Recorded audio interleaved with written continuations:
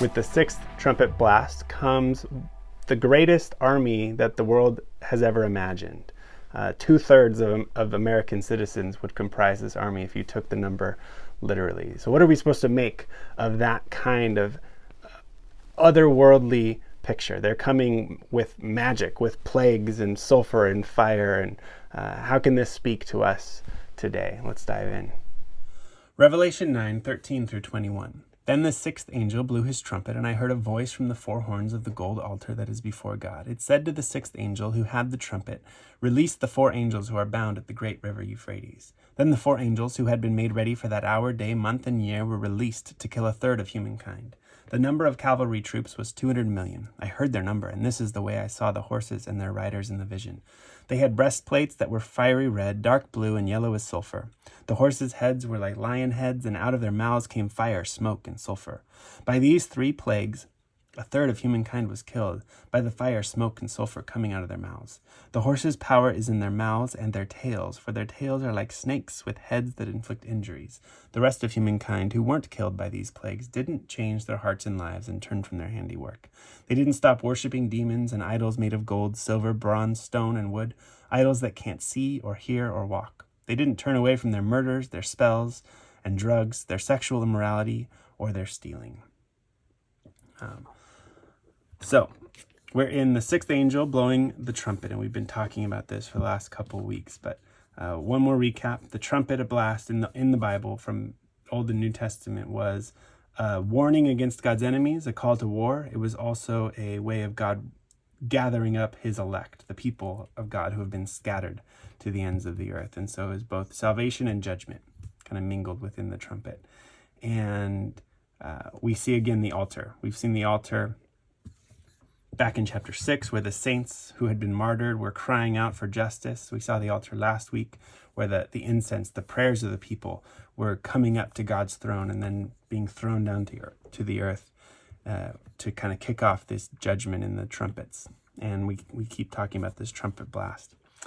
So my mind, where did I go first? I want to try to understand this image here. There's interesting geography of mention of this river Euphrates, and I want to talk about that, and then kind of understanding this image of this massive army. 200 million is the biggest army that the world would ever see, right? What's going on here? And clearly they have kind of a demonic presence. This is not just a human army. You have plagues coming out of the mouths of these horses and cavalry, and you can see some of the images here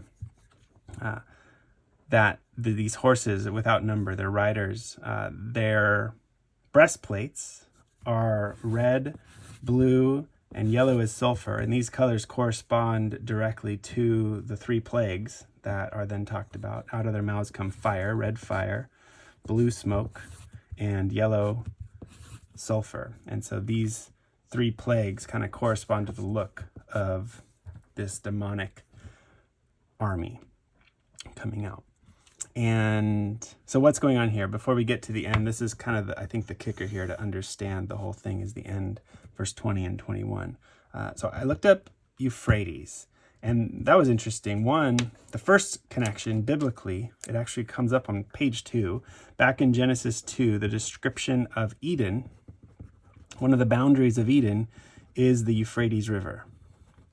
And so we're right at the boundary of kind of creation and new creation. We're coming into Eden. And so outside of Eden would be any kind of chaos and plague and evil and sin. And so you have the border of Eden is the river Euphrates. And right north of the river is this incredible destruction. The angels that were bound, it seems like these angels of destruction held back for a certain day and hour and month.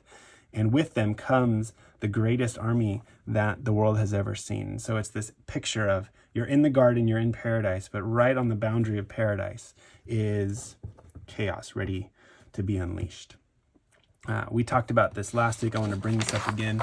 But Joel chapters 1, 2, and 3 would be a great place to go. I think John clearly has this prophecy in mind. It's a prophecy all about what the Old Testament calls the day of the Lord. The day of the Lord was the day of God bringing judgment against God's enemies and redemption for the faithful.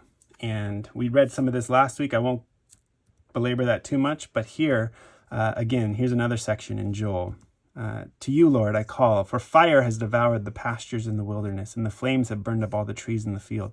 Even the wild animals pant for you. The streams of water have dried up, and fire has devoured the pastures in the wilderness. Blow the trumpet in Zion, sound the alarm on my holy hill. Let all who live in the land tremble, for the day of the Lord is coming. Like dawn spreading across the mountains, and a large and mighty army comes, such as never was in ancient times, nor ever will be in ages to come. Before them fire devours, behind them flame blazes. Before them the land is like the Garden of Eden, behind them a desert waste. Nothing escapes them. They have the appearance of horses, they gallop like cavalry. And so here, I'm just kind of pointing this out. It does really seem, the more I sit on this, that John has this passage in his mind, and he's reworking it in his vision to talk about this next phase of God's judgment. It's the same thing, the cavalry beyond number, and they're coming with fire in their wake. They're at the boundary. We saw this. They're at the boundary of the Garden of Eden, and chaos is breaking in to paradise. There's a lot of these images here that you could just spend days on unpacking. But Joel chapters 1 and 2, kind of understanding the symbolism behind what would the ancient Jewish reader have heard when they read this vision from John. And it brings in all of those images of the day of the Lord, of this massive army, this kind of demonic force of chaos breaking into paradise. I want to end with this. It gives kind of a high moment. The mercy in all of this is that the point of God's judgment was to give people a chance. He wants people to turn and be saved. He wants people to repent of their ways. And so you kind of see this when God sends this kind of judgment. It's not because he says, you have no more chance, I'm just wiping you out. He actually wants them to repent. The word here is repent, but here in this version it says don't change their hearts and lives, a little more comprehensive. But you can see that the hope behind this, you can almost envision God wringing his hand saying, I hope these people will wake up from their sin. Except the sad reality is that even in the midst of all of this judgment that should actually turn them to the Lord, they don't. They don't stop worshiping demons. They don't stop making idols. They don't turn away from murder and spells and drugs and sexual immorality and stealing. Like all of these things that they're doing that bring this judgment upon them because they are rebelling against God. They refuse to see their ways. They refuse to repent. But here, it's hard to read some of these images of judgment. God has already sealed and rescued his people. The faithful are not being judged in this way. And yet the rest of humanity, those that are continuing to dwell in the ways of the world, well, they should be waking up, they won't. And they won't change their hearts and lives and turn and repent.